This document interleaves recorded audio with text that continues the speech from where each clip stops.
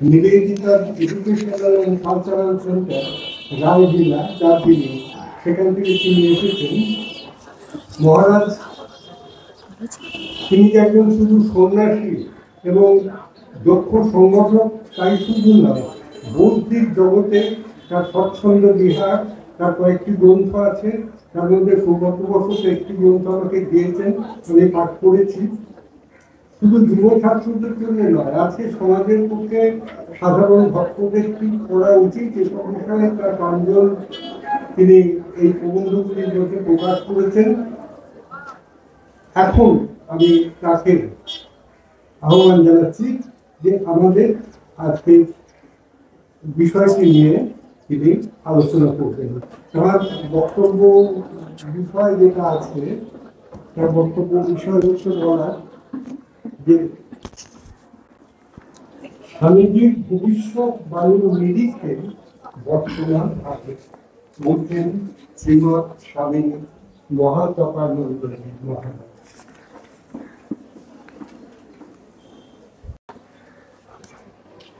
ওম নমঃ শ্রী জ্যোতিরাজায় বিবেকানন্দ সুরায় সচ্চিৎ সুখ স্বরূপায় স্বামিনে তাপহারিণে। ঠাকুরমা স্বামীজির চরণে আমার ভুলুণ্ঠিত প্রণাম। মঞ্চে উপস্থিত আছেন এই রামকৃষ্ণ মঠ বরানগর অধ্যক্ষ মহারাজ স্বামী বামনজিকে আমার ভূমিষ্ঠ প্রণাম। সামনে মহারাজদেরকে আমার প্রণাম। সামনে যেসব স্কুল কলেজ বা ছাত্রছাত্রী যারা আছেন তাদের প্রত্যেককে আমার শ্রদ্ধা ভালোবাসা, আর শিক্ষকদের প্রতি নমস্কার প্রণাম। বাকি সকলকেই স্বামীজির আহ্বান অনুযায়ী স্বামীজি যেমনভাবে আহ্বান করতেন, প্রত্যেকে যারা আমরা আছি তাদের মধ্যে সবথেকে বড় সত্তা সেটা হচ্ছে ব্রহ্ম। সেই সত্তা তার জাগরণে স্বামীজির কাছে প্রত্যেকে এসেছেন বলে প্রত্যেকেই আমার নমস্য প্রণাম। ঘটনাটা বিষয়টা আছে স্বামীজির ভবিষ্যৎবাণীর নিরিখে বর্তমান ভারত।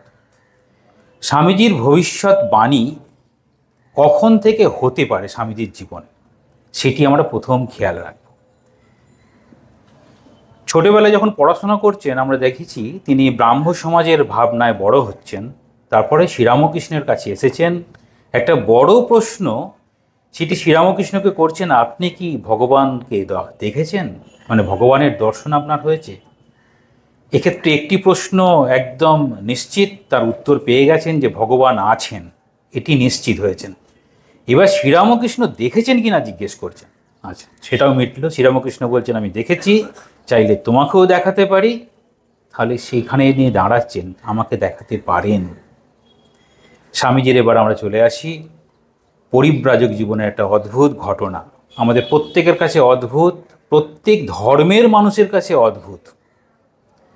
ভারতবর্ষ পরিভ্রমণ করতে করতে তিনি পৌঁছালেন কন্যাকুমারীকে অন্তরীপে।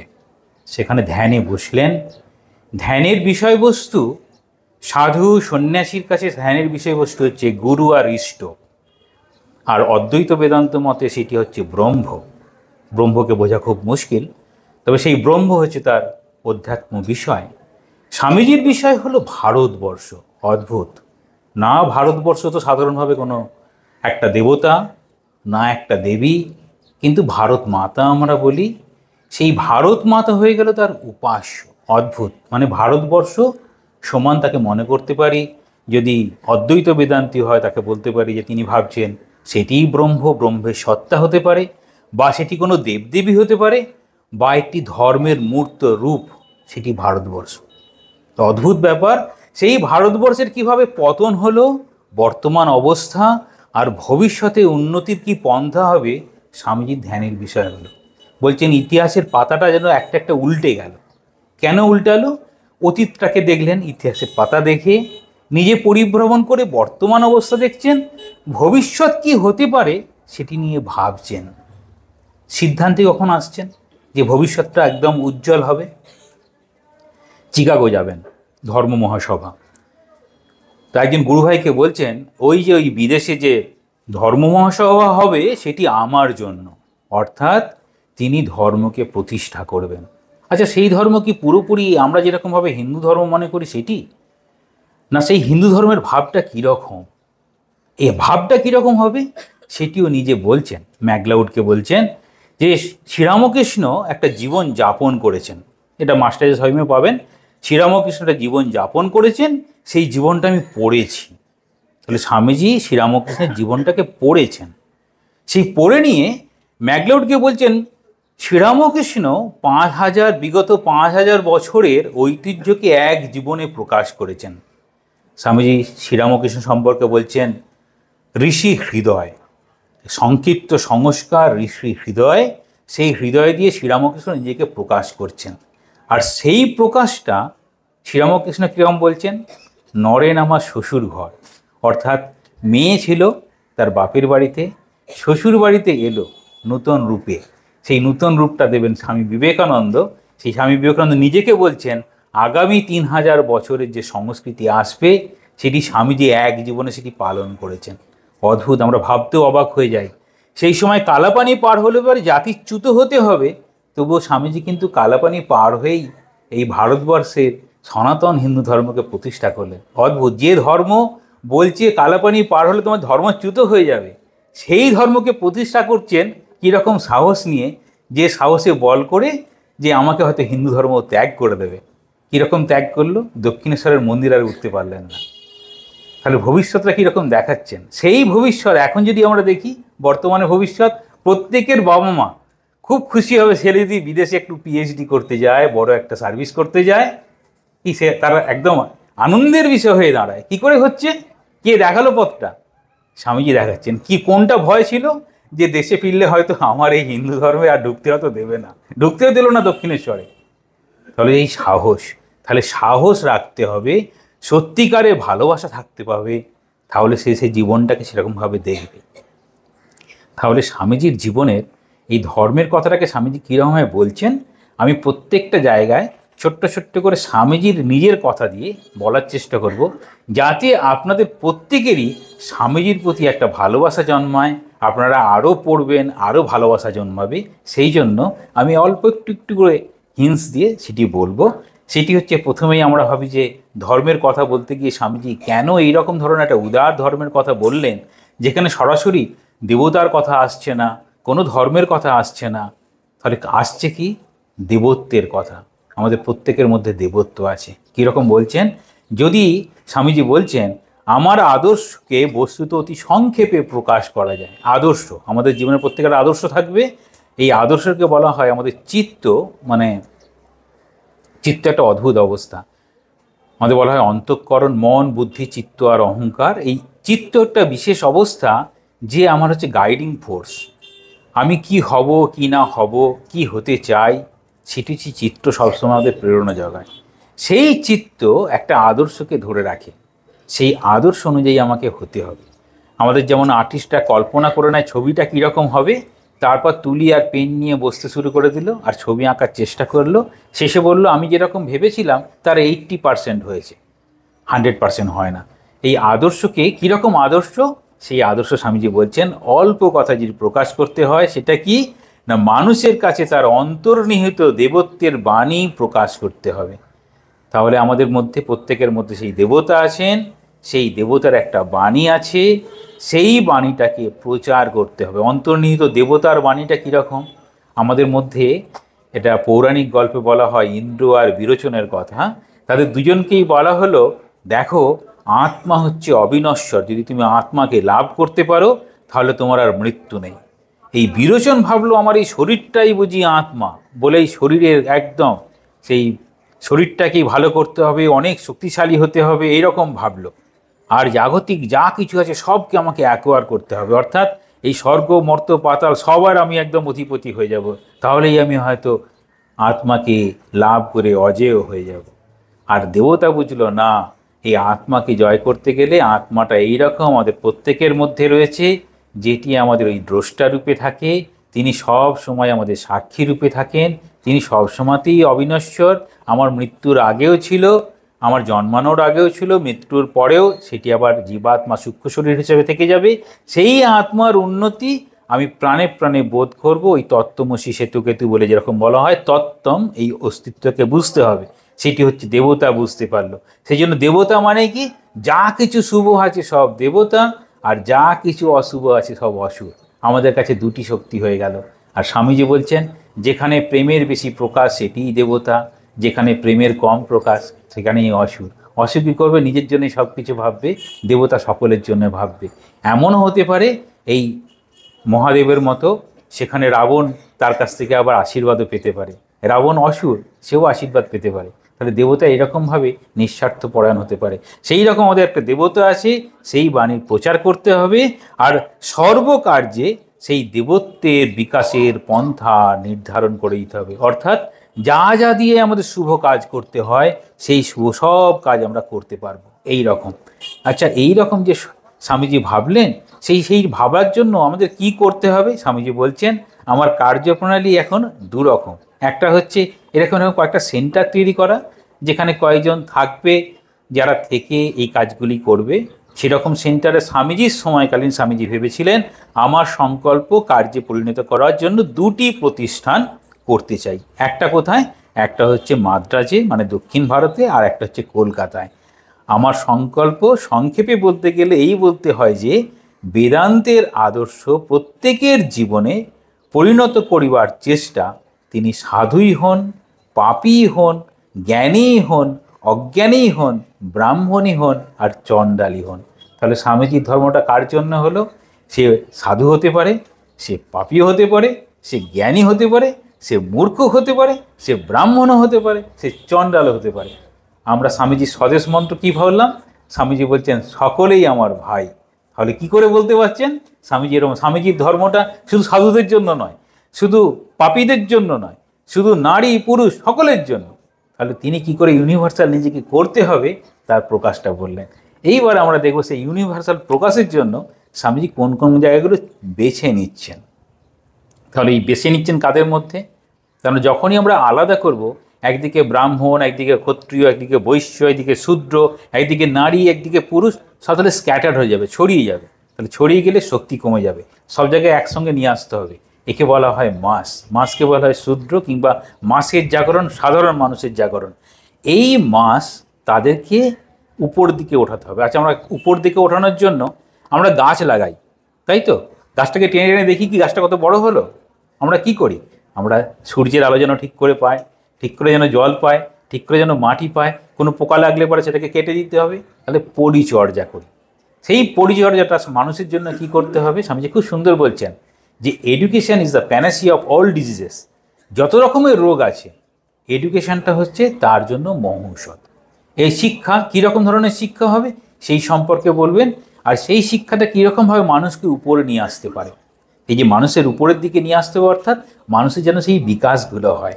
আর সেই বিকাশের জন্য প্রথম কি লাগবে? স্বামীজি বলছেন, এই জনসাধারণ আছে তাদের মধ্যে যেন বিদ্যা আর উন্মেষ ঘটে, তাদেরকে লেগে পড়ে থাকতে হবে। আর কি বলছেন? সবথেকে বড় কথা, তোদের এই সিম্প্যাথি, সহানুভূতি। তাহলে এই সহানুভূতির অভাব কোথায় দেখেছি আমরা? আমরা প্রাচীন যুগে চলে যাই, যখন সেই গুরুগৃহে থেকে পাঠের অবস্থা ছিল, সেখানে কেবলমাত্র ব্রাহ্মণ এবং ক্ষত্রিয়, বাকিদের আমরা দূরে সরিয়ে রেখেছিলাম। আর বেশিরভাগ ক্ষেত্রে কেবলমাত্র পুত্র সন্তানদেরই সেখানে ব্যবস্থা। তাহলে সেখান থেকে কি আসছেন? সহানুভূতি দিয়ে সকলকে কাছে টেনে নিতে হবে। তাহলে সকলকে টেনে নিয়ে কি শেখাতে হবে এবার? খুব সুন্দর। সেটা হচ্ছে আধুনিক বিজ্ঞান সহায়ে জ্ঞানোন্মেষ করে দিতে হবে। আধুনিক বিজ্ঞান সহায়ে। তাহলে আমরা আধুনিকতাকে কি বলি? এটা যেন সব অন্তরায়। আমাদের কি কি অন্তরায়? আমাদের হচ্ছে ফোন অন্তরায়, ইন্টারনেট অন্তরায়। অন্তরায় বলছি এগুলো সব পড়াশোনার জগতে সব অন্তরায়। স্বামীজি বলছেন বিজ্ঞান সহায়, অর্থাৎ বিজ্ঞান এবং বিজ্ঞানের আবিষ্কার। তাহলে তার সহায়ে কী হবে? জ্ঞানোন্মেষ করে দিতে হবে। আমরা সব জিনিসই না দুরকম দেখি ব্যবহার। আপনি সবজি কাটবেন ছুরিতে কিংবা বটিতে, খুব ভালো কাজ। হাত কেটে ফেললে তখন আপনার দোষ ছিল না, আমরা বটিটার দোষ দিয়ে দিই বা ছুরিটার দোষ দিয়ে দিই। ছুরিটা খুব ধারালো ছিল, হাত কেটে গেছে। আমরা নিজেদের দোষটা দেখতেই পাই না। মানে আমি যে অসচেতন হয়ে গেছিলাম, আমরা যে অ্যাটেনশনটা ব্রেক হয়েছিল, অন্যদিকে মন চলে গিয়েছিল বলে কেটেছে। তাহলে আমাদের ব্যবহার তাহলে প্রত্যেক বস্তুর ভালো এবং মন্দ আছে, তার ব্যবহারের উপর নির্ভর করবে আমি সেটা কি করছি। তাহলে সেই শিক্ষা, সেটা বলছেন বিজ্ঞান সহায়ক শিক্ষা। তার সঙ্গে কি বলছেন, ইতিহাস, ভূগোল, বিজ্ঞান, সাহিত্য, সঙ্গে সঙ্গে ধর্মের গূঢ় তত্ত্ব এদের শেখাতে হবে। তাহলে ধর্মের গূঢ়তত্ত্বটা কী, ধর্মটাই বা কী, ধর্মের গূঢ়তত্ত্বটা কী? ধর্মের দুটো দিক আছে। ধর্মের একটা দিক হচ্ছে খুব অদ্ভুত, আমাদের বৈশিষ্ট্য, সেটাই ধর্ম। সূর্যের ধর্ম, এই আলো দিচ্ছে, এই তাপ দিচ্ছে, তার ধর্ম হয়ে গেল। চুম্বক আছে, তার আকর্ষণ শক্তি আছে, চুম্বক হয়ে গেল। তাহলে এই হচ্ছে ধর্ম, তার বৈশিষ্ট্য হলো। আর যখন এই ধর্মটা মানুষের হবে, তাহলে মানুষের ঠিক ঠিক ধর্ম কী হবে। আচ্ছা, মানুষকে কীরকম বলবো? হিতোপদেশ অনুযায়ী দুটি বলা হয়, এই হিতোপদেশের কথা আছে। আহার নিদ্রা ভয় মৈথুনঞ্চ সামান্য মে তৎপশুভি নরানাম ধর্ম হিতেশাম অধিক বিশেষ্য ধর্মে নহিনা পশুভি সমানা। এই জায়গায় ধর্মের কথা বলা হয়েছে। আর এক জায়গায় বলা হচ্ছে জ্ঞান হিতেশাম অধিক বিশেষ জ্ঞানে নহিনা পশুভি সমানা। তাহলে একটা হচ্ছে ধর্ম আর একটা হচ্ছে জ্ঞান, অর্থাৎ ধর্ম আর জ্ঞান দুটি হচ্ছে সমান। তাহলে যেখানে ধর্ম আছে সেখানে জ্ঞান আছে, যেখানে জ্ঞান নেই সেখানে সংকীর্ণতা। তাহলে আমার না জানাটাই আমার সংকীর্ণতা। আমি জানি না, সংকীর্ণ হয়ে গেলাম। আমি জানি, আমি উদার হয়ে গেলাম। জানলে পারে উদার, না জানলে পারে সংকীর্ণ। এটা কোথায় সব থেকে বেশি দেখা যায়? সব থেকে অঙ্ক করতে গেলে বেশি দেখা যায়। যদি আমার জানা থাকে সঙ্গে সঙ্গে হয়ে যাবে, যদি না জানা থাকে কাগজের পর কাগজ শেষ হয়ে যায়, অঙ্কটা আর সলভ হয় না। ঠিক আছে, জানলে সোজা, না জানলে কঠিন। জানতে হবে, ওই জানার বিষয়টাকে বলছেন। তাহলে কি হবে, এই শিক্ষার বিনিময় দিলে কি হবে?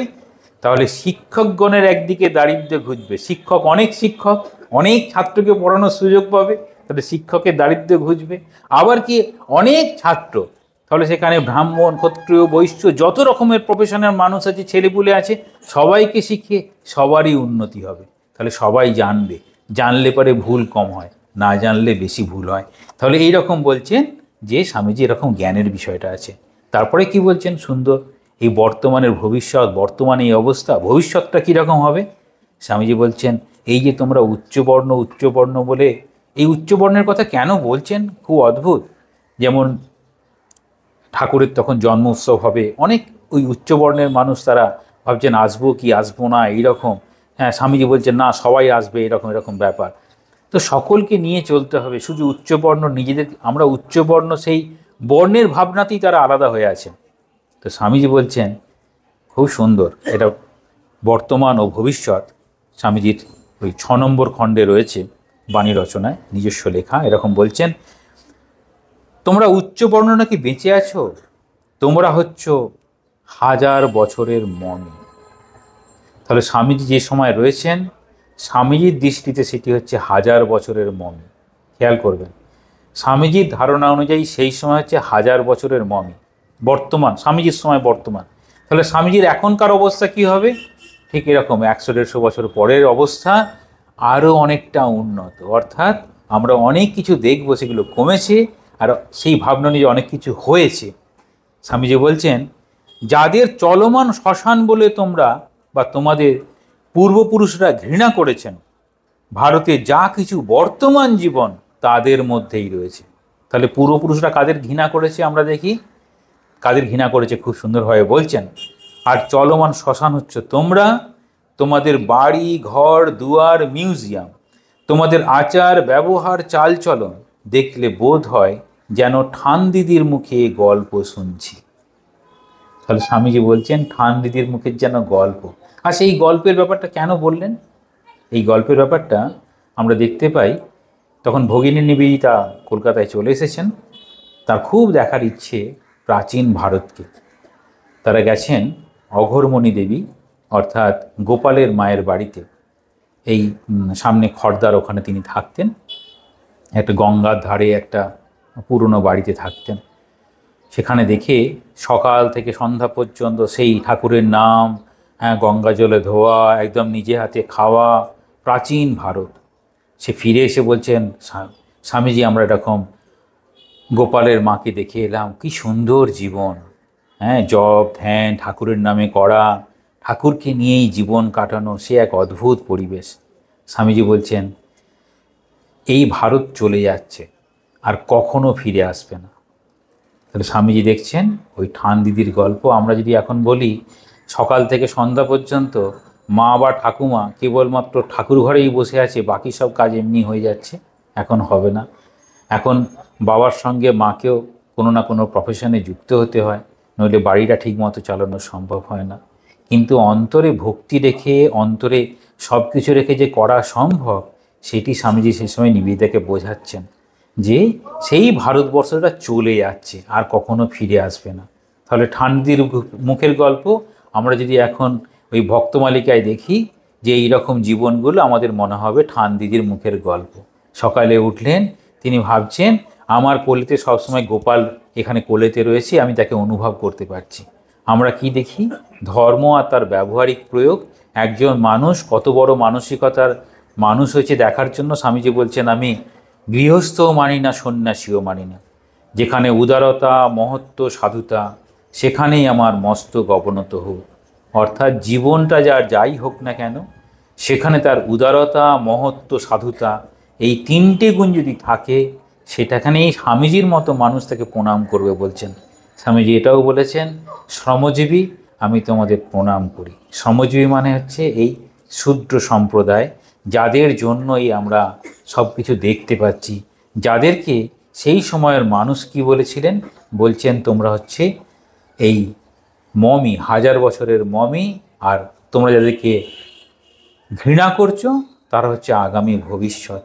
তাহলে আগামী যে ভবিষ্যৎ সেটা বলছেন তোমাদের সঙ্গে সাক্ষাৎ আলাপ করেও এসে মনে হয় যেন চিত্রশালিকায় ছবি দেখে এলাম।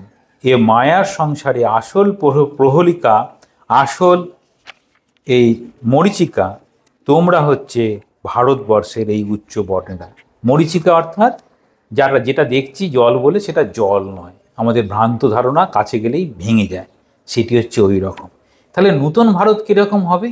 সেখানেই বলছেন নূতন ভারত, আমরা যে বর্তমান ভারত দেখছি তার অনেকাংশে তার প্রকাশ। এই নূতন ভারত বেরুক বলেই বলছেন, বেরুক নাঙল ধরে চাষার কুঠির ভেদ করে, জেলে মালা মুচি ম্যাথরে ঝুপড়ির মধ্যে থেকে। তাহলে নূতন ভারত কীরকম হবে? মহারাজ একটু আগে কালামের কথা বললেন, কালামের জীবনটা কীরকম শুরু হয়েছিল। কালামের ওই জীবনটা যেরকমভাবে শুরু হয়েছিল, খুব দরিদ্র পরিবারের সন্তান, কিন্তু তিনি কিভাবে এত মহৎ হলেন। আমরা সবসময় দেখি একটা মানুষ যখন বড় হয়ে যায় তখন দেখি, কিন্তু তার জীবনটা কীরকমভাবে, কত কঠিন তার জীবন ছিল, সেটিকে দেখি না। আরও খুব সুন্দর জাগতিক উদাহরণ আছে একটা, খুব সুন্দর, সেটা হচ্ছে পঙ্কজ, মানে হচ্ছে পদ্ম। তার মূলটা থাকে একদম মাটির গভীরে, জলের নিচে, আর যখন সেটা এই জল ভেদ করে মাটির উপরে ওঠে, জল ভেদ করে সে যখন নিজেকে মেলে ধরে, তারপর সে কোথায় স্থান পায়? ওই দেবদেবীর হাতে স্থান পায়। অর্থাৎ কষ্ট করলে পারে তার জীবনটা এরকম হতে পারে, এত মধুর হয়ে যেতে পারে, তখন সবাই তাকে আগ্রহ করে গ্রহণ করে। সেটি বলছেন, বেরুক মুদির দোকান থেকে, ভুনোওয়ালার উনুনের পাশ থেকে, বেরুক কারখানা থেকে, হাট থেকে, বাজার থেকে। তাহলে কাদের উন্নতির কথা বলছেন? সাধারণ মানুষের উন্নতির কথা বলছেন। তারা কী রকম, তাও বলছেন তাদের কীরকম শক্তি।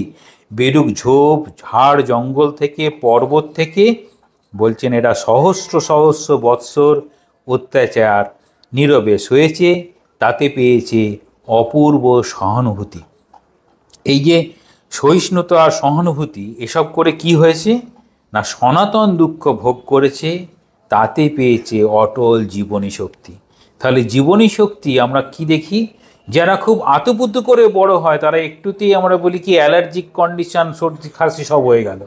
আর যারা একটু কষ্টের মধ্য দিয়ে বড় হচ্ছে তাদের কিছু হচ্ছে না, বলছে না না ওরা ভিটামিন ডি সহজেই পেয়ে যায়, কারণ সূর্যের আলোটা ছোট থেকেই পায়। আর যারা আতুপুতু হয়ে বড় হয়েছে, একটুতেই ঠান্ডা লেগে যাবে, এমন কাপড় চোপড় লাগিয়ে রাখে যে ভিটামিন ডি আর পেল না। তাহলে পরে দেখাচ্ছেন যে জীবনটা কীরকমভাবে শক্তি পেতে পারে। অর্থাৎ কষ্ট করে যে বড় হবে সে অনেক দিন জীবনটা থাকবে এবং সে দীর্ঘস্থায়ী হবে। কি বলছেন? এরা এক মুঠো ছাতু খেয়ে দুনিয়া উল্টে দিতে পারে, আধখানা রুটি পেলে ত্রৈলোক্যে এদের তেজ ধরবে না। এরা রক্তবীজের প্রাণ সম্পন্ন। অর্থাৎ যারা একদম এই গ্রাউন্ড লেভেলে আছে, বলা হয় প্যারাশুট উপর থেকেই পড়ে, ঘাস নিচেতেই থাকে, ঘাসের উপর একটা ইঁট চাপিয়ে রাখলে তো 10 দিন পরে সেটা হলুদ হয়ে যেতে পারে, ইঁটটাকে খুলে দিলে সে আবার সবুজ হয়ে যায়। অর্থাৎ তার জীবনী শক্তি এত মানে বলিষ্ঠ, তাকে কিছুতেই দমানো সম্ভব নয়।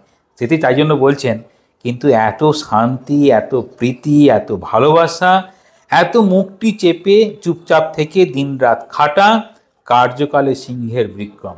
প্রত্যেক শিক্ষকের জীবনে এটি দেখা যায়। যারা প্রথম সারির শিক্ষক তারা হয়তো স্কুল কলেজের মানটিকে উন্নত করে, দেখায় আমাদের স্কুলের কত কি হয়েছে, আর পিছন দিকে ছেলেটির কথা ওই টিচারেরই রিটায়ারমেন্টের পরে খুব মনে করে, তার অসুস্থ হলে পরে কিন্তু ওই পিছন দিকে ছেলেটাই তাকে হসপিটালে নিয়ে যায়। তাহলে কি বোঝাচ্ছে, এই কোন কোন গুণগুলো তাদের সব থেকে বেশি? প্রীতি, ভালোবাসা, সম্প্রীতি, সব থেকে পিছনের দিকেরগুলোই থাকে। দেখবেন এই স্টেজ তৈরি করে যারা, তারা একদম সাধারণ, আর যারা প্রথম সারি তারা স্টেজে অভিনয় করেই নেমে যায়। তাহলে কাদেরকে সব থেকে বেশি লাগবে? যারা স্টেজটা তৈরি করলো। স্বামীজি বলেছেন, আমি এমন একটা এই সম্প্রদায় তৈরি করব যেখানে স্যাপার্স অ্যান্ড মাইনার্স তৈরি হবে। অর্থাৎ একদিকে ঝাড়ুদারের মতো, আরেকদিকে এই পুলিশের মতো, তারা রক্ষণ করবে আর একটা পরিষ্কার। তাহলে এই ঝাড়ুদারের তৈরি করার কাজ আর রক্ষণাবেক্ষণের কাজ, এই দুটি কাজ করার জন্য সাধু সম্প্রদায় তৈরি করবেন, এরকম স্বামীজির ধারণা ছিল। বলছেন, এই তোমাদের উত্তরাধিকারী ভারতের ভবিষ্যৎ। এবার বলছেন, তোমাদের রত্নপেটিকা, তোমাদের মানিকের আংটি ফেলে দাও আর এদেরকে সাহায্য করে তুলে ধরো। তাহলে যে তুলে ধরবে, তাহলে কাদের জন্য তুলে ধরবে সেটিকে ধারাচ্ছেন। একটা চিঠি লিখছেন, অল্প একটুখানি বলি, তোমাদের সময়টাও দেখে নিতে হবে। তাহলে কি বলছেন, মেরি হেলকে একটা চিঠিতে লিখছেন, মানব সমাজ ক্রমান্বয়ে 4টি বর্ণ দ্বারা শাসিত হয়। একটা হচ্ছে পুরোহিত, তিনি তো বিদেশিনী, পুরোহিতটা বুঝতে পারছেন না, ব্যাকেটে হচ্ছে ব্রাহ্মণ যারা পূজার সঙ্গে যুক্ত ছিল। আর এটা হচ্ছে সৈনিক, ব্যাকেটে দিচ্ছেন ক্ষত্রিয় যারা ক্ষত্রিয়ের সঙ্গে যুক্ত। আর ব্যবসায়ী মানে হচ্ছে বৈশ্য, আর মজুর তার নাম হচ্ছে শূদ্র। আমাদের কি হয় জন্মগত সূত্রে, আর গীতাতেও বলা হয়, সেটা হচ্ছে আমাদের কর্মসূত্রেই আমাদের জাতির বিভাগ, সেটিকেই স্বামীজি বলছেন কর্মসূত্র অনুযায়ী। তাহলে পূজার কাজ করে তারা হচ্ছে পুরোহিত, যারা ক্ষত্রিয় মানে হচ্ছে সৈনিকের কাজ করে, যারা ব্যবসায়ী তারা হচ্ছে বৈশ্য, আর হচ্ছে মজুর তারা হচ্ছে শূদ্র। এই হচ্ছে অবস্থা। এই অবস্থা বলছেন একটার পর একটা আসে। তাহলে স্বামীজি যখন আছেন তখন কোনটা ছিল? তখন হচ্ছে এই বৈশ্য যুগ ছিল। কীভাবে বুঝতে পারি না, ইংরেজরা এখানে বিজনেসের জন্য এলো, এসে তারপর পুরো ভারতবর্ষ ছাড়াও অনেক অনেক দেশ তাকে অ্যাকোয়ার করে নিল। তাহলে এবার বলছেন এই বৈশ্য যুগ এলো। তাহলে হচ্ছে সেই ব্রাহ্মণের যুগ চলে গেল, সেই ক্ষত্রিয়ের যুগ চলে গেল, সেই অর্থ দিয়ে সব কিছু পাওয়া সম্ভব, যেটি আমাদের এখন বর্তমানে আমরা হচ্ছে এখন রয়েছে। স্বামীজি বলছেন সেটি খুব শীঘ্রই চলে যাবে। এই বৈশ্য যুগটা এখনও চলেছে, আমাদের চোখে, স্বামীজির চোখে হচ্ছে শীঘ্রই এটি চলে যাবে। তারপরে এই বৈশ্য শাসন এলো, এর ভেতরে হচ্ছে শরীর নিষ্পেষণ ও রক্ত শোষণকারী ক্ষমতা। এই যে শরীর নিষ্পেষণ, আমরা দেখি যারা কর্পোরেট হাউসে কাজ করে তারা 8 ঘন্টার জায়গায় আরও 4 ঘন্টা এক্সট্রা কাজ করলে অনেক বেশি তারা আর্ন করতে পারে। তাহলে সে বুঝতেই পারছে না আমি কি মানে মানি আর্নিং ইনস্ট্রুমেন্ট হচ্ছি, না আমার জীবনটাকে শেষ করে ফেলছি সুখের আশায়, অর্থাৎ অর্থ উপার্জনে যেন শেষ কথা হয়ে দাঁড়িয়েছে। আর বিজনেসম্যান যারা বিজনেস করছে তারা কীভাবে রক্ত শোষণ করছে না, একজন স্টাফকে কন্ট্রোল করতে পারলেই তার কাছে, তাহলে 2টো স্টাফকে কন্ট্রোল করতে পারলে 3 জনের কাজ হয়ে যাচ্ছে। তাহলে তার সুবিধা হচ্ছে এই যে ডিএ বাড়লে পারে বা তার অনেক কিছু যারা এক্সট্রা অ্যালাউন্স হয় সেগুলো কম জায়গায় হয়ে যাচ্ছে। এই ক্যালকুলেশনটা হচ্ছে কম জায়গায় মানে কম মানুষকে এমপ্লয় করলাম, আমি অনেক বেশি কাজ পেলাম, লাইবিলিটিসও কম। তাহলে এরকম বলছেন সেটা হচ্ছে রক্ত শোষণকারী ক্ষমতা। এরপরে কী আসবে, যাদেরকে ক্ষমতা এই শোষণ করছে, তারপর বলছেন এই সুবিধাগুলো আস্তে আস্তে চলে যাবে, কিন্তু সব থেকে কোনটা আসবে, সর্বশেষ হচ্ছে শূদ্র শাসন যুগের আবির্ভাব, যেটা বর্তমানে দেখা যাচ্ছে। এই যুগের সুবিধা হবে এই যে এ সময়ে শারীরিক সুখ স্বাচ্ছন্দ্যের বিস্তার হবে। আমরা দেখি যে শারীরিক সুখ স্বাচ্ছন্দ্যের বিস্তার, সহজেই ফোনে কথা বললাম, চিঠিও লিখতে হলো না, কোথাও যেতে হবে, অনেক কিছু হবে, চট করে যাওয়া যায়। খাবার খাওয়ার দরকার, ঠিক আছে, রান্না করার দরকার নেই, অর্ডার দিলেই চলে আসবে। এই যে বিষয়গুলো সুখ স্বাচ্ছন্দ্যের যে সুবিধা, স্বামীজি তখনই বলছেন যে সুখ স্বাচ্ছন্দ্যের সুবিধা হয়ে যাবে, কিন্তু একটা অসুবিধা আছে। কোনটা? হয়তো সংস্কৃতির অবনতি ঘটবে। তাহলে আমাদের দৃষ্টিতে সংস্কৃতির অবনতি ঘটেছে কি ঘটেনি আমরা প্রত্যেকেই দেখতে পারি। তাহলে স্বামীজির ভবিষ্যৎবাণী কী ছিল? সুখ স্বাচ্ছন্দ্যের সুবিধা হবে, আর একটা হচ্ছে অসুবিধা, একটা সংস্কৃতির অবনতি ঘটবে। পাশাপাশি দুটো বলে দিলেন। সাধারণ শিক্ষার পরিসর খুব বেড়ে যাবে, কিন্তু সমাজে অসাধারণ প্রতিভাশালী ব্যক্তিত্বের সংখ্যা কমে যাবে। এক মিনিট।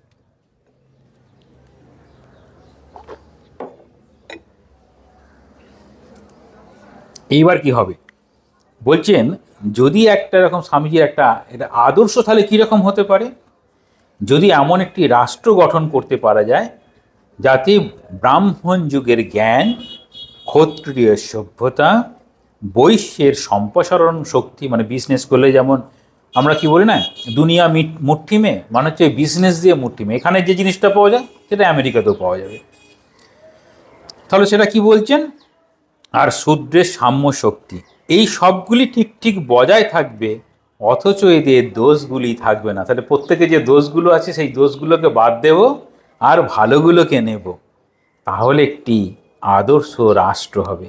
স্বামীজির কিন্তু আদর্শ ভাবনা যে ভারতবর্ষ, সেটা হচ্ছে এই আদর্শ রাষ্ট্রের দিক থেকে এই সবগুলো তাদের সমস্ত শক্তি নিয়ে, শুভ শক্তি নিয়ে দাঁড়াবে আর অশুভগুলোকে সরিয়ে রাখবে। উপায়টা স্বামীজি নিজেই বলেছেন, all the power of good against all the power of evil is the way of success. এটার জন্য সবার ভালো শক্তিগুলোকে নিতে হবে, সবার মন্দ শক্তিগুলোকে বাদ দিতে হবে, তবে সেটি সম্ভব। স্বামীজি বলছেন, কিন্তু এ কি সম্ভব? যদি হয়তো খুব ভালো, এ কি সম্ভব বলে বলছেন যে এই তিনটের পালা কিন্তু শেষ হয়ে গেছে। কোনটা? না, ব্রাহ্মণের পালা শেষ হয়ে গেছে, এই ক্ষত্রিয়ের পালা শেষ হয়ে গেছে। স্বামীজির দৃষ্টিতে স্বামীজি বলছেন বৈশ্যেরও পালা শেষ হয়েছে, বিজনেসের পালা শেষ হয়ে গেছে। এবার যেটি আসবে সেটি হচ্ছে শূদ্রের যুগ। স্বামীজি যে সময় শূদ্রের যুগ বলছেন, সেটি কিন্তু আমরা বর্তমানে দেখে বুঝতে পারছি যে ক্লারিক্যাল জবের জন্য সঙ্গে সঙ্গে স্টাফ পাওয়া যাবে, কিন্তু এই লেবোরিয়াস কাজের জন্য সঙ্গে সঙ্গে স্টাফ পাওয়া যাবে না।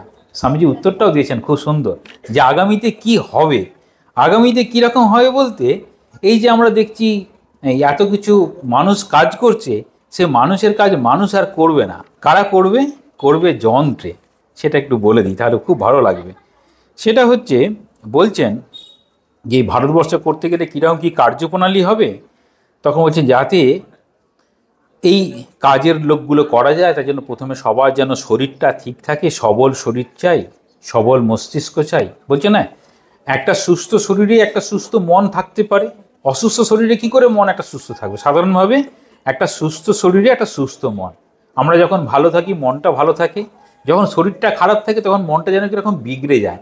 হ্যাঁ, ভালো কথা বলতে ইচ্ছে করে না, কথা বলতে ইচ্ছে করে না, আমাকে একটু একা থাকতে, তো আমরা সবাই বলি মাথা ব্যথা করছে, আমি একটু একা থাকবো। অসুস্থ শরীরে অসুস্থ মনটা অসুস্থ হয়ে গেছে, তাহলে একটু সুস্থ সবল শরীর চাই। সেরকম সুস্থ সবল শরীর হলে পারে তখন তারা আদর্শকে অনুসরণ করতে পারবে, নইলে আদর্শকে নিতে পারবে না। আমরা যে মাঝে মাঝে ভাবি যে আমরা আদর্শকে নিতে পারছি না, অর্থাৎ আমরা একটু শারীরিকভাবে একটু অসুস্থ আছি, হয়তো আমার ঠিকমতো ঘুম হয় না, হয়তো আমার একটু একটু ইনডাইজেশন হয়, হয়তো কোনো কিছু একটা বিরক্তিকর পরিবেশের মধ্যে থাকতে হয়, হয়তো আমি যেটা চাইছি সেটা পাচ্ছি না বলে এমন একটা অবস্থা তৈরি হয়েছে। তো এই রকম হলে পারে স্বামীজি বলছেন তাহলে আমাদের ভবিষ্যৎ গঠনটা কীরকম হবে? তাহলে স্বামীজি চেয়েছেন একটা সুন্দর একটা এরকম মিশন থাকবে, মানে স্বামীজির মিশন অনুযায়ী থাকবে রামকৃষ্ণ মিশনের। সেই ভারতের এই যে উত্থান হবে সেটি কীরকম না, এই মঠ থেকে সব চরিত্রবান লোক বেরিয়ে সমগ্র জগৎকে আধ্যাত্মিকতায় বন্যায় প্লাবিত করবে। তাহলে এই যে চরিত্রবান লোক, আমরা অনেকেই মনে করি না সাধু সন্ন্যাসী হলেই হবে, না না, সাধু সন্ন্যাসী নয়। সাধু সন্ন্যাসীর সঙ্গে সঙ্গে এই রামকৃষ্ণ মিশন বলতে কি বোঝায় না, ঠাকুরের ভাব যেরকমভাবে প্রচার করা সম্ভব, স্বামীজির সংবাদে পরিষ্কারভাবে বলেছেন স্বামীজি। আর আমরা মনে করি এই ঠাকুরমা স্বামীজিকে যে মনে প্রাণে গ্রহণ করেছেন যে এটি আমার আদর্শ হওয়া উচিত, তাকে আমি গ্রহণ করতে পারি, তারাই ঠাকুরের ভাবনার মানুষ, তারাই স্বামীজির ভাবনার মানুষ। তাহলে তারা সবাই পারবে। তারা কি করবে না, এই ভাবনাটাকে গ্রহণ করবে, সঙ্গে সঙ্গে কি করবে যে তার এই বিষয়গুলোকে খুব ভালো করে দেখবে, দেখে সে ব্রাহ্মণ হোক বা ক্ষত্রিয় হোক, সে যে জায়গাতেই আছে। তাহলে ব্রাহ্মণ বা ক্ষত্রিয় যেমন অন্য ধর্মের প্রতি একটা সেই সময়কার দৃষ্টিতে একটু নিম্ন মানসিকতা দেখতো, তার থেকে একটু উদারতরভাবে দেখবে। আর কি করবে না, ব্রাহ্মণ ক্ষত্রিয় বৈশ্য এই তিনটে গুণ দিয়ে যেটা উন্নতি করা সম্ভব সেটা করবে। আর বলছেন আমরা যাদেরকে শূদ্র বলছি সেই শূদ্র জাতি আর থাকবে না। কেন না, তারা যেসব কাজ করত সেই সব কাজ হচ্ছে যন্ত্রের মাধ্যমে হবে। তাহলে আমরা দেখি যন্ত্রের মাধ্যমে কি কি শূদ্রের কাজ হয়।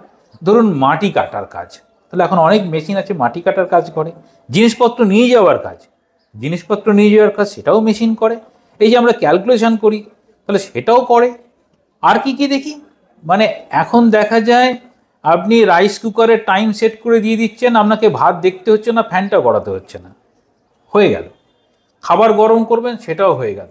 এখন এত কিছু হচ্ছে যন্ত্র দিয়ে করছে, যে যন্ত্রগুলো এই যে শূদ্রের কাজ বলছেন, যা যা এই ম্যানুয়াল লেবার আছে বেশিরভাগ জায়গাতে একদম প্যাকেজিং ইন্ডাস্ট্রি, প্যাকেজিংয়ের কথা আসবো, খুব সুন্দর কথা আছে, সেটাও মেশিন করছে।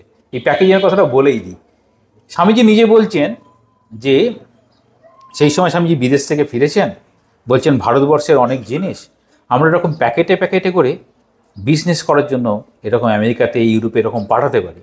কীরকমভাবে পাঠাতে হবে না, ছোটো ছোটো প্যাকেট করতে হবে, তাতে প্রত্যেকটা বিষয় মানে প্রত্যেক, যেমন যদি ডাল দেওয়া হয় তাহলে ডাল কীভাবে রান্না করতে হয় সেটি তার উপর প্রসেসটা লিখে দিয়ে পাঠাতে হবে। আচ্ছা, এখন আমরা দেখি যে কোনো র মেটেরিয়াল কিনতে গেলে একটু ভালো কোম্পানির কিনবেন, সেটি কীভাবে তৈরি করতে হবে পাশে লেখা আছে। ধরুন ভালো কোম্পানির চা কিনলেন, চায়ের পাশে লেখা আছে গরম জল করবেন, সেই গরম জলটা একটু রাখবেন যাতে 90 ডিগ্রি হয়, তারপর তাদের চা পাতা এতটা দেবেন, তারপর সেটা পরিবেশন করবেন। যেমন ধোকলা কিনবেন, প্যাকেট কিনে নিলেন পাউডার, সেটা কীভাবে রান্না করবেন। আচ্ছা, এই আইডিয়া তখন স্বামীজি দিচ্ছেন, যে সময়টা ভাবতেই পারি না, এমনকি আমরা ছোটোবেলায় ভাবতে পারি না যে আমরা এরকম প্যাকেটে জিনিস কিনবো যার পাশে লেখা থাকবে কীভাবে রান্না হয়। স্বামীজি সে সময় বলছেন তোমরা এরকম করো, বিদেশে পাঠাও। শুধু ওইটাই নয়, এই প্যাকেজিং কীরকমভাবে হবে সেটা বলছেন। আবার বলছেন এই ভারতবর্ষের থেকে শাড়ি এইসবগুলো বিদেশে পাঠানো যায়, সেখান থেকে তোমরা বিজনেস করতে পারো। আমরা এই বিজনেসের কথা একজন ধর্মের মানুষ বলবে ভাবতেই পারি না। সাধু আবার বিজনেস করবে কি না, চাইছেন যে এই যে সকল মানুষের উন্নতি, যে যেখানে আছে তাকে সেখানেই সাহায্য করতে হবে, ছাত্রকে ছাত্রের জায়গায় সাহায্য করতে হবে, শিক্ষককে শিক্ষকের জায়গায় সাহায্য করতে হবে, বাবা মা প্রত্যেককে সাহায্য করতে হবে। মানে আমরা সবাই আরও বেশি জ্ঞান লাভ করব, নিজের জীবনটাকে সমৃদ্ধ করব, নিজের পরিবারটাকে সচ্ছল করব। তাহলে সেটি করতে গেলে আমাদের কীরকম আদান প্রদান লাগবে সব সেরকমভাবে বলছেন। তাহলে আমরা দেখতে পাই স্বামীজি এইরকমভাবে বলছেন। এবার আমরা দেখি যে স্বামীজি কি বলছেন সরাসরি। তাহলে ব্রাহ্মণ, ক্ষত্রিয়, বৈশ্য, শূদ্র এই রকম যে হলো, এরপর কীরকম হবে যে রজগুণটা বাড়বে। অর্থাৎ ভারতবর্ষের মানুষ, ধর্মের মানুষ ভাবছেন না শুধু হয়তো জপ ধ্যান করে কাটালেই হবে, ঠাকুরের কাছে বসে থাকলেই হবে। সেখানে বলছেন না, কীভাবে কি করতে হবে, রজগুণটাকে বাড়াতে হবে। একদিন কথা প্রসঙ্গে বলছেন দেশে রজগুণের বিকাশ ক্রমশই হতে থাকবে। তারপরেই বলছেন আমরা যেটা বর্তমানে দেখি, তারপর দেখবি কলকাতা শহরে গলির মোড়ে মোড়ে, রাস্তায় রাস্তায় পানের দোকানের মতো চপ কাটলেটের দোকান হবে, অর্থাৎ ফাস্টফুডের দোকান হবে। আমরা যে ফাস্টফুড খাবো, আমাদের যে ইচ্ছে হবে ফাস্টফুড খাওয়ার এবং ফাস্টফুড খাওয়া যাবে, সেটি স্বামীজি কী করে বুঝলেন, বুঝতে পেরেছেন? তাহলে স্বামীজি কীরকম দেখছেন সেই সময় তো ভাবাই যায় না। মানে আমরাও যখন ছোটোবেলায় দেখেছি খুব বড় জোর একটু চাউমিন পাওয়া যেত আর একটা এগ রোল পাওয়া যেত। এখন কত ধরনের ফাস্টফুড, এবং সেটি হোম ডেলিভারি হয়ে যায়।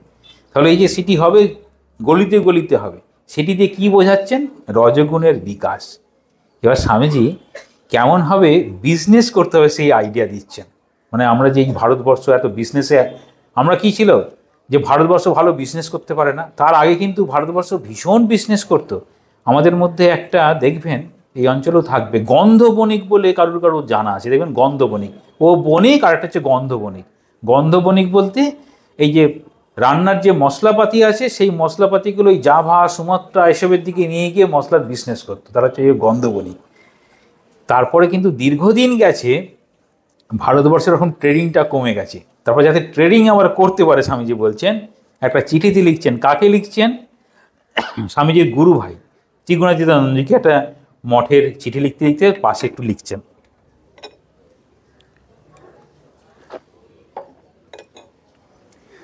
ত্রিগুণাতীতানন্দ মহারাজকে লিখছেন চিঠির শেষে তখন দয়ালবাবু বলে একজন মানুষ আসছেন মহারাজের কাছে, বলছেন দয়ালবাবুকে বলবে মুগের ডাল, অরহর ডাল প্রভৃতি ইংল্যান্ড ও আমেরিকায় একটা খুব ব্যবসা চলিতে পারে, মানে ব্যবসার আইডিয়া দিচ্ছেন। ডালটা কীরকম?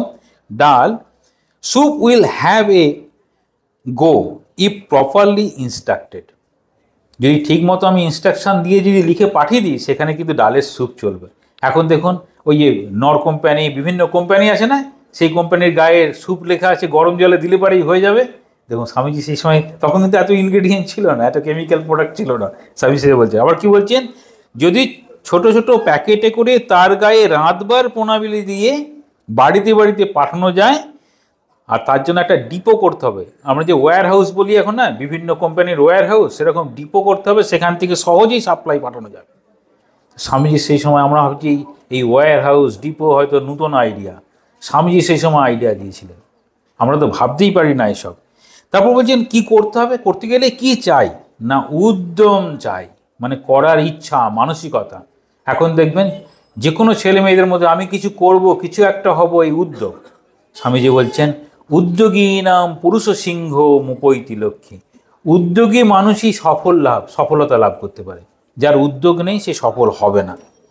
তাহলে স্বামীজি এরকম করে বলার পরে আর একটা কী বলছেন, বলছেন স্বামীজির সম্বন্ধে খুব সুন্দর। শিষ্য এখন জিজ্ঞাসা করছেন, এই ভারতবর্ষের এত দরিদ্র অবস্থা, কি করলে পারে যে সহজেই অন্যের সংস্থান হতে পারে? তো আমাদের অন্যের সংস্থান হতে পারে, দেখবেন যাদের এখন বয়স মোর দ্যান 70 বা মোর দ্যান 60, তাদের বাবা মা বেশিরভাগ ক্ষেত্রেই বলতেন, আরে বাড়িতে অনেক সম্পদ আছে, বাড়িতে অনেক জায়গা জমি আছে, সেখানে চাষবাস করলেই হবে, কয়েকটা মানুষ কাজ করলে পারেই হয়ে যাবে, বেশি কিছু দরকার নেই। কিন্তু স্বামীজি বলছেন না, বিজনেস করতে হবে। বলছেন উপায় তোদের হাতেই আছে, চোখে কাপড় বেঁধে বলছিস আমি অন্ধ। তাহলে আমরা বলছি আমার কোনো উপায় নেই, আমি কিছু করতে পারবো না। স্বামীজি সেটাকে বলছেন চোখে কাপড় বেঁধে বলছিস আমি অন্ধ, কিছুই দেখতে পাই না, চোখের বাঁধন ছিঁড়ে ফেল, দেখবি মধ্যাহ্ন সূর্যের কিরণ, জগৎ আলো হয়ে রয়েছে, টাকা না জোটে তো জাহাজের খালাসি হয়ে বিদেশে চলে যা। কীরকম বলছি, টাকা জোটে না তো জাহাজের খালাসি হয়ে বিদেশে চলে যা। তারপরেরটা খুব সুন্দর কথা, দেশি কাপড় গামছা কুলো ঝাঁটা মাথায় করে আমেরিকা ইউরোপের পথে ফেরি ফেরি করে। তাহলে ফেরি কথা বলছেন, কিসের ফেরি করতে বলছেন? দেশি কাপড় গামছা কুলো ঝাঁটা মাথায় করে নিয়ে যা। তাহলে এই দেশি আমাদের যে সব কিছু দেখছি, গামছা কুলো মাথা ঝাঁটা, দেখবেন এখন বিদেশে যান, গিয়ে দেখবেন সেখানেও আপনি কিন্তু ঝাঁটা কিনতে পাবেন, সেখানেও এখন গামছা কিনতে পাবেন। গামছা এখন সর্বত্র, যেমন মুড়ি হচ্ছে সর্বত্র হয়ে গেছে। মুড়ির কথা কিন্তু স্বামীজি বলেছেন, অদ্ভুত, মুড়ির কথা স্বামীজি বলেছেন, আমরা ভাবতে পারি না মুড়ির কথা স্বামীজি বলতে পারে, এবং এত সুন্দরভাবে বলেছেন।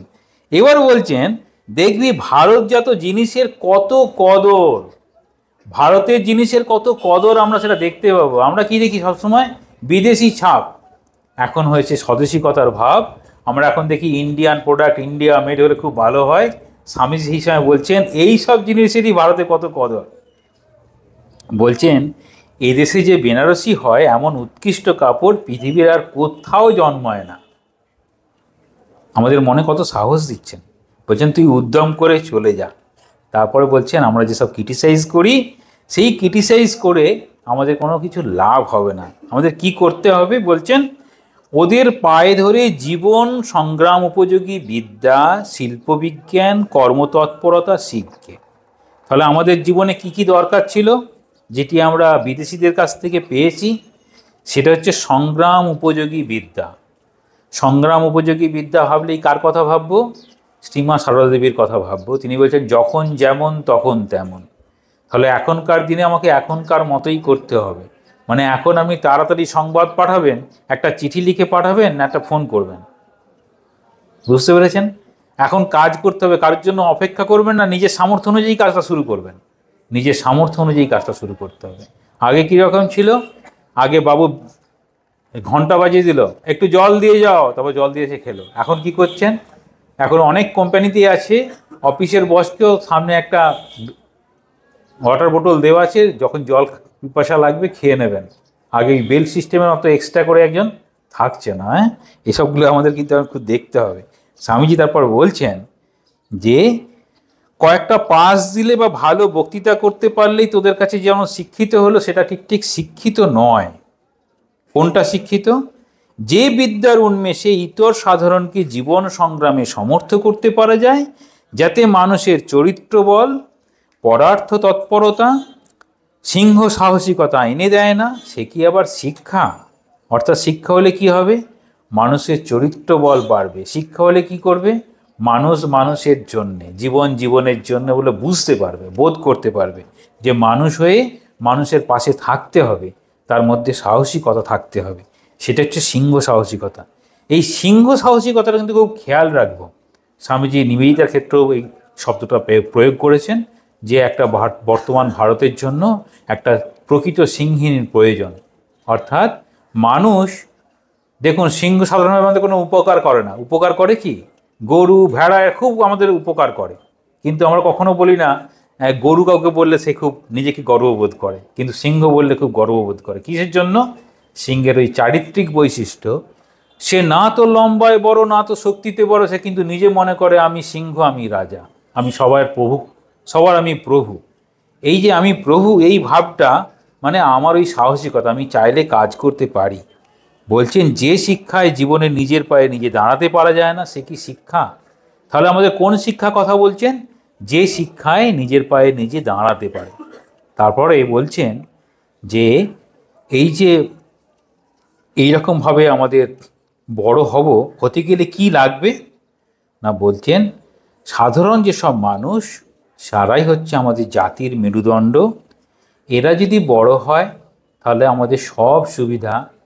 এরা যদি কাজ বন্ধ করে দেয় তাহলে আমাদের অবস্থা খারাপ। কীরকম অবস্থা খারাপ? আমরা যাদেরকে সাধারণভাবে সাধারণ মানুষ বলি, সেই সময় ভাষায় একটা শব্দ ব্যবহার হতো, এখন ব্যবহার হয় না। শব্দটার নাম হচ্ছে ইতর, ইতর, তার থেকে যেন নিচে। এই ইতর শ্রেণীর মানুষ যদি কাজ বন্ধ করে দেয়, তখন বলছেন এই অন্ন বস্ত্র আমরা কোথায় পাবো? তাহলে চাষি যদি চাষ না করে আমরা কি খাদ্য পাবো? পাবো না। সেরকমভাবে বলছেন যদি এই ম্যাথররা যদি কলকাতার রাস্তায় কাজ বন্ধ করে দেয়, তাহলে আবর্জনায় ভরে যাবে। যাদেরকে আমরা বলি নিচু, তাদের জন্যই আমাদের সম্মান। ধরুন আমরা জুতো আমাদের সম্মান দিলে জুতোটাকে বাইরে রাখছি, কিন্তু জুতোটা আমাদের সম্মান দেয়, পাটাকে বাঁচিয়ে দেয়। তাহলে এরকম বলছেন তাদেরকে দেখতে হবে। বলছেন আমরা যাদেরকে ছোট মানুষ ভাবছি, তারাই আসলে হচ্ছে ঠিক ঠিক শিক্ষিত, তারাই আসলে হচ্ছে আমাদের এই জীবনযাত্রাকে সচ্ছল করার জন্য ধরে আছে। তারপর বলছেন আমাদের শিক্ষকদের উদ্দেশ্যে, আমরা সবাই মনে করি আমরা শিক্ষা দিচ্ছি। স্বামীজি বলছেন না, আমরা কাউকেই শিক্ষা দিতে পারি না, শেখাচ্ছে মনে করি আমরা সব যত গোলমাল করে ফেলি। বেদান্তের কথা বলছেন মানুষের মধ্যেই সব কিছু আছে। তাহলে আমাদের সবার যে অন্তরায় সেটাকে যদি সরিয়ে দিই, তাদের ঠিক ঠিক শিক্ষা হয়ে যাবে। তারপর বলছেন তাহলে কীরকম শিক্ষা দেবে শিক্ষকরা? তাহলে সেই শিক্ষায় থাকবে এই যে উচ্চতর ডিগ্রি পাওয়ার সেই শিক্ষা না। বলছেন কি কি শিক্ষা লাগবে না, একটু টেকনিক্যাল এডুকেশান পেতে হবে, একটু ইংরাজি শিখতে হবে। ইংরাজি শেখার কথাও কিন্তু স্বামীজি বলেছেন সেই সময় দাঁড়িয়ে। ইংরেজিটা শিখতেই হবে। কেন শিখতে হবে? এখন দেখি একটা ইউনিভার্সাল ল্যাঙ্গুয়েজ শিখলে আমাদের সুবিধা হয়, সেটি দরকার। সেই জন্য বলছেন কি কি করতে হবে। তারপরে কতকগুলো ফ্যাক্টরি করতে হবে, কতকগুলো কারখানা করতে হবে, তাহলে দেশের কল্যাণ হবে। কীরকম কল্যাণ?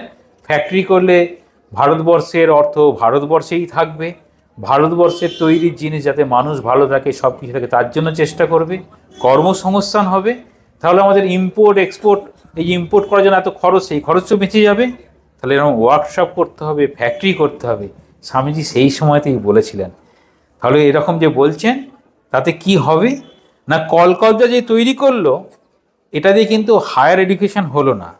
তার সঙ্গে বলছেন এই জীবনটাকে যাতে জীবনের যত সমস্যা আছে সেই সমস্যাকে সমাধান করতে পারে, তার জন্য চেষ্টা করতে হবে। জীবনের সমস্যা, তাহলে জাগতিক সমস্যা জাগতিক উপকরণ দিয়ে সমস্যার সমাধান হয়।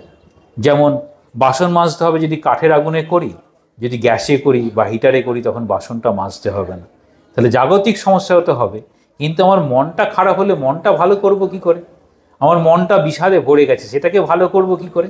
সেই জন্য বলছেন এই জীবন সমস্যার সমাধান সেটিকে পাশাপাশি দিতে হবে। এই জীবন সমস্যার সমাধান পাশাপাশি দেওয়ার জন্য স্বামীজি যেমনভাবে বলেছেন, যে গুরু ভাইদেরকে নির্দেশ দিচ্ছেন যে যত এরকম শিক্ষা আছে, ইতিহাস, ভূগোল, এই ম্যাজিক, লণ্ঠন, কেমিক্যালস, গ্লোব, ম্যাপ, এসব নিয়ে শিক্ষা দাও। তার পাশাপাশি বলছেন রামকৃষ্ণ পরমহংস উপদেশ দাও। অর্থাৎ এই জীবনটায় ভালো থাকবে, মন্দ থাকবে, তাহলে আসলে ভালো আমি কীভাবে হতে পারি, মানসিক সমস্যার উপরে আমি কীভাবে যেতে পারি, সেটি বলছেন দরকার।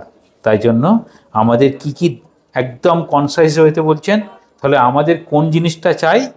স্বাধীনভাবে স্বদেশি বিদ্যার সঙ্গে ইংরাজি আর সায়েন্স পড়ানো চাই, টেকনিক্যাল এডুকেশান চাই, যাতে ইন্ডাস্ট্রি বাড়ে, লোকে চাকরি না করে 2 পয়সা করে খেতে পারে। একদম কনসাইজ হতে বলে দিলেন কি করতে হবে আমাদেরকে। কীরকম? স্বাধীনভাবে স্বদেশি বিদ্যার সঙ্গে। তাহলে স্বদেশের যে বিদ্যা, সেই বিদ্যার সঙ্গে। এখন স্বদেশি বিদ্যার কথা কেন বললেন আমরা খুব ভালো করে দেখব। আমাদের গ্রামের দিকে যখন কোনো বাড়ি দেখবেন যেটা 1950 থেকে 1980-র মধ্যে তৈরি হয়েছে, সেই বাড়িগুলো দেখবেন বারান্দা আছে, জানলাগুলো বড় আছে। যখনই আমরা পরের দিকে এসে এই বর্তমান দিনের ফ্ল্যাট বাড়িগুলো দেখবেন, তাদের বারান্দা ছোট, বেশি বৃষ্টি ঝাপটা এলে দরজাটা বন্ধ করে দেন। সব কনসেপ্ট হয়েছে আমাদের এসির কনসেপ্টে বাড়ি। তাহলে ধারণা কি হলো? এই স্বদেশি বিদ্যা হলে পারে তাহলে আমাদের পরিবেশ অনুযায়ী, বিদেশি বিদ্যা হলে বিদেশের পরিবেশ অনুযায়ী।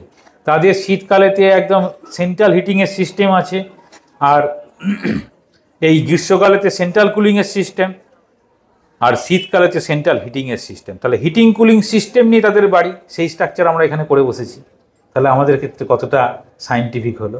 সেই জন্য বলছেন স্বদেশি বিদ্যার সঙ্গে ইংরাজি আর সায়েন্স পড়তে হবে, টেকনিক্যাল এডুকেশান দরকার। এইটা হলো বিষয়।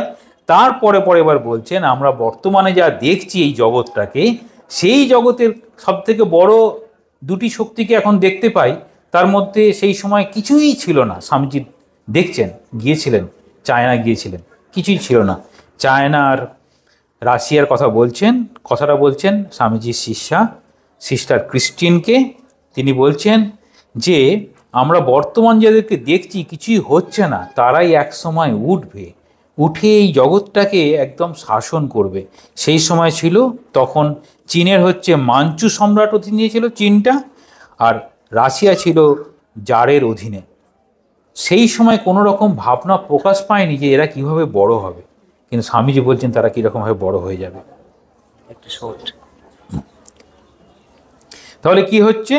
তাহলে দেখাতে চাইছেন যে এই মানুষের জীবনটা কীরকম পরিবর্তন হয়ে উপর দিকে উঠবে, সেটি দেখাতে বলছেন। যে এই যে গোটা ইউরোপ সেই সময়, তখন খ্রিস্টান জিজ্ঞাসা করছেন যে আপনার কি মনে হয়, কারণ খ্রিস্টান ইউরোপ থেকে এসেছেন, এই সিস্টার নিবিতে যেমন আয়ারল্যান্ডের মেয়ে ওখান থেকে এসেছেন, এটা হচ্ছে ইউরোপটা তো খুব বড়, তাহলে ইউরোপের কি হবে? বলছেন গোটা ইউরোপটা এখন একটা জ্বলন্ত আগ্নেয়গিরির উপর দাঁড়িয়ে আছে, আর এটা যদি আধ্যাত্মিকতা না নেয় তাহলে এটা ভেঙে পড়বে। সেই ঘটনাটা ঘটছে। স্বামীজি বলেছিলেন তখন 1895 সাল। তখন শান্ত ছিল ইউরোপ, সমৃদ্ধিতে একদম সব থেকে উচ্চে। তার কিছুদিন পরে 15-20 বছর পরেই তখন এই প্রথম মহাবিশ্ব যুদ্ধ শুরু হয়ে গেল। তারপরে সেটি পড়তে থাকলো।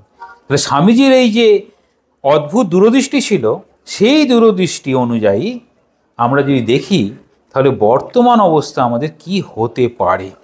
বর্তমানে দেখছি যে ভারতবর্ষ যে স্বাধীন হয়েছে, স্বামীজি যখন বলেছিলেন, স্বামীজি এটা বলেছিলেন তখন 1898 থেকে 1899 সালের কাছাকাছি বলেছেন ভারতবর্ষ সম্পর্কে, আগামী 50 বৎসরের মধ্যে ভারত স্বাধীন হবে। ভারতবর্ষ স্বাধীন হয়েছে, কিন্তু এটাও বলেছেন যে অন্যান্য দেশ যেভাবে স্বাধীন হয় সেভাবে ঠিক নয়। এই কথাটি বলছেন স্বামী লোকেশ্বরজির কাছে শুনেছিলেন। স্বামী লোকেশ্বরজি আপনারা জানবেন হয়তো, গোলপার্কে ছিলেন, দীর্ঘদিন প্রতিষ্ঠা করেছেন। তিনি কুমুদ বন্ধু সেনের কাছে বেলুড় মঠেতে এই কথাটি শুনেছিলেন। এটি স্মৃতির আলোয় স্বামীজিতে রয়েছেন। আর এই 50 বছরের মধ্যে ভারতবর্ষ অভাবনীয় উপায়ে স্বাধীনতা লাভ করবে। অভাবনীয় উপায়ে, খেয়াল করব, সাধারণভাবে যেভাবে স্বাধীনতা লাভ করে সেরকমভাবে নয়, অভাবনীয় উপায়, সেটি স্বামীজিরই কথা। এবার একটুখানি ছোট্ট জিনিস বলে নিই, সেটি হচ্ছে আমাদের, সেটা হচ্ছে স্বামীজি যেটা বলতেন সেটি ঠাকুরের কথা বলতেন।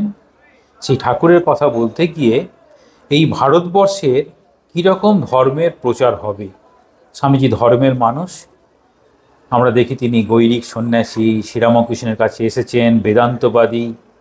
তো তার কাছে ধর্মটা কীরকম বলছেন যে এই দেশে মানে ভারতবর্ষে অনেক ধর্মের প্রচার হয়েছে, সেখানে এখন কি চাই, সেখানে এখন শিক্ষা চাই। কী ধরনের শিক্ষা? যাতে মানুষ পরিষ্কার কাপড় চোপড় পরতে পারে, পরিষ্কার পরিচ্ছন্ন কাপড় পরতে পারে, আর দুবেলা দুমুঠো খেতে পারে। স্বামীজি তাহলে কীরকম দেখেছিলেন বলছেন সেই মাটিতে খাবার রেখে খাওয়া, যে পুকুরে জল খায় সেই পুকুরে গিয়েই সব কিছু ধোয়াগুলি নোংরা জিনিসগুলো পরিষ্কার করে, তাতে তাদের শরীরটা ঠিক থাকে না। তাদেরকে এই শিক্ষা দিতে হবে, যাতে এই শিক্ষা লাভ করে তাদের জীবিকা অর্জনের ব্যবস্থা করতে পারে। সেটি হচ্ছে ধর্মের প্রধান শিক্ষা।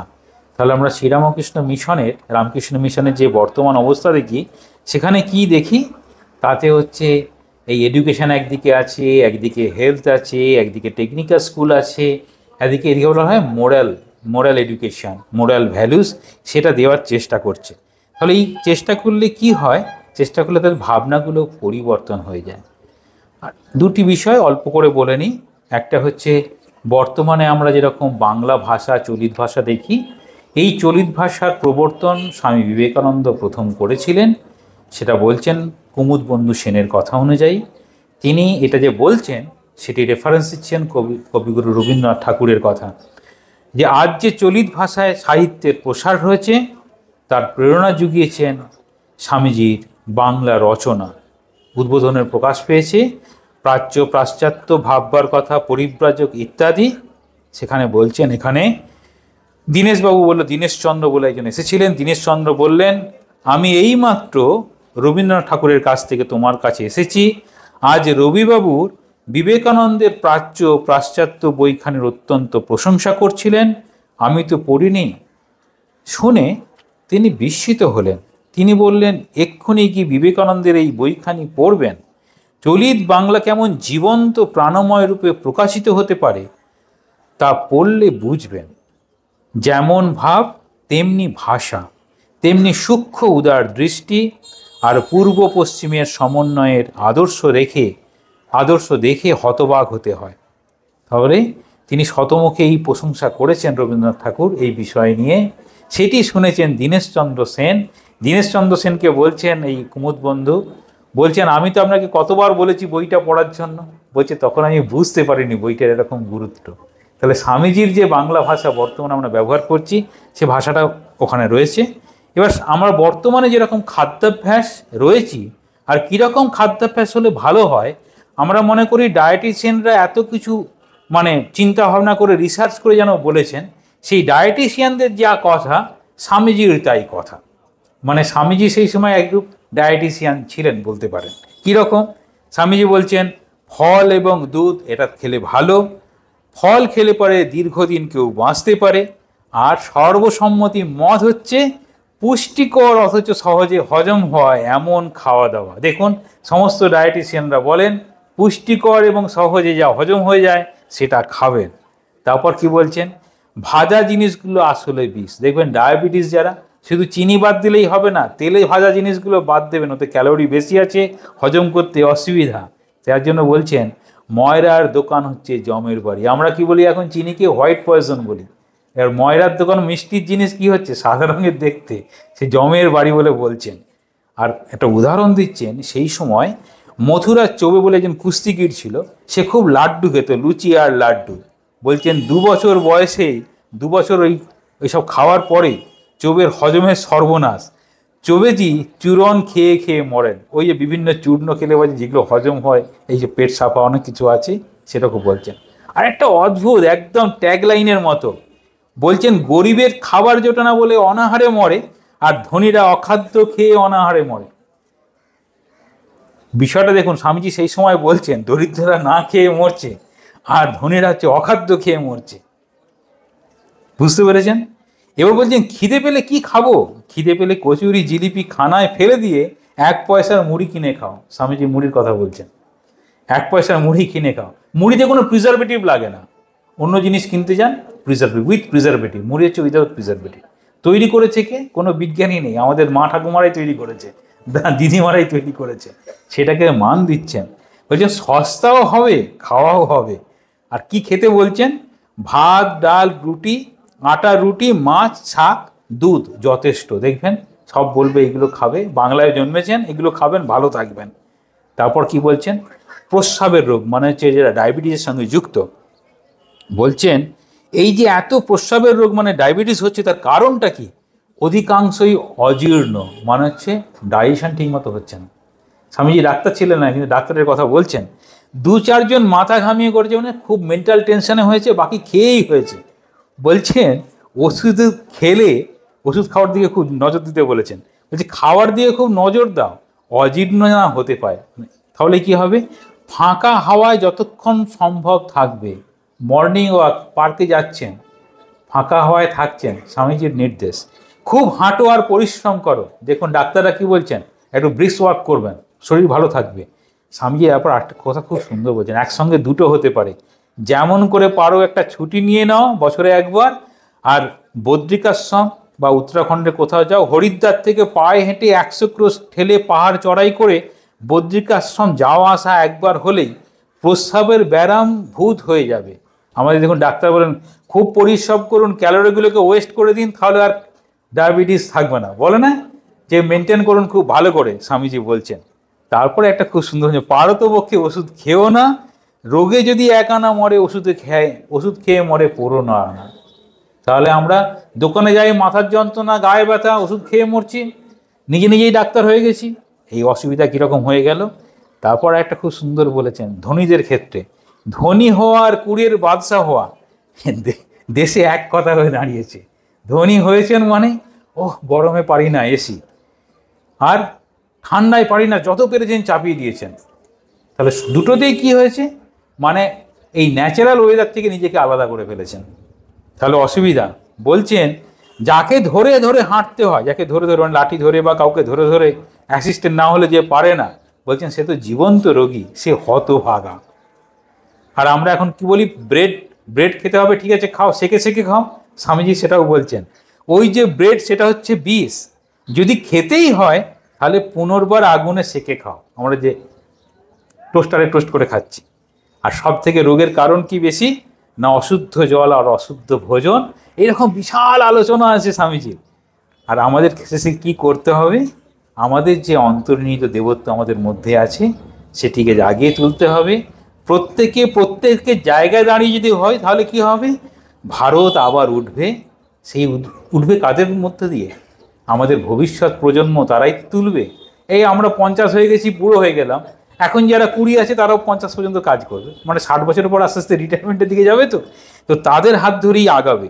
তো সেটি কীরকম বলছেন, এর জন্য কি চাই? এর জন্য হচ্ছে আমাদেরকে প্রত্যেকের নিষ্ঠা, যে যেখানে আছে তার সেখানে নিষ্ঠা দেখিয়ে কাজ করতে হবে। অর্থাৎ আমরা প্রত্যেক জায়গাতেই দেখব সেই সাকসেস হয় যে ধরে থেকে, মানে একটা হচ্ছে বুলডগ টেনাসিটি, আর একটা হচ্ছে অ্যাটেনশান। বলছে না ফুল অ্যাটেনশান নো টেনশান, আর আরেকটা হচ্ছে বুলডগ টেনাসিটি। এটাকে বলতে গেলে 3টে শব্দ দিয়ে বলা হয়, ডি দিয়ে। একটা হচ্ছে ডিভোশন রাখতে হবে, একটা হচ্ছে ডিসিপ্লিন রাখতে হবে। আর এই ডিভোশন ডিসিপ্লিন তার সঙ্গে যদি আমরা নিজেদেরকে এই ডেভেলপমেন্টটা দেখতে পাই, মানে পজিটিভ ডেভেলপমেন্ট, আমি কি ঠিক পথে আগাচ্ছি? যেমন রাস্তা ভুল হয়ে গেলে লোককে জিজ্ঞেস করে আমি কি ঠিক পথে আছি, সেরকম একটু আগানোর পরে দেখে নিতে হবে আমি কি ঠিক জায়গায় আছি। এতে কি আমার শারীরিক, মানসিক, বৌদ্ধিক বিকাশ হচ্ছে? যদি বিকাশ হয় ভবিষ্যতে আমার অবশ্যই ভালো হবে। স্বামীজি দেখতে চাইছেন সেই রকম সব বর্তমানের মানুষ আরও বড় হবে, নিজের জীবনটাকে বিকশিত করবে, দেশকে বড় করবে, দেশকে ভালোবাসবে। সেই ভাবনা নিয়ে স্বামীজির এত পরিশ্রম, এত ভাবনা। আমরা যেন স্বামীজির ভাবনাটাকে নিজের চেষ্টা মতো করে সেটাকে প্রকাশ করতে পারি, যাতে আমাদেরকে দেখে স্বামীজি আনন্দিত হন। আমি সকলের জন্য প্রার্থনা করি, নিজের জন্য প্রার্থনা করি, স্বামীজি ঠাকুরমা স্বামীজি কৃপা করুন, আমাদের জীবন যেন ধন্য হয়। ओम शांति शांति शांति।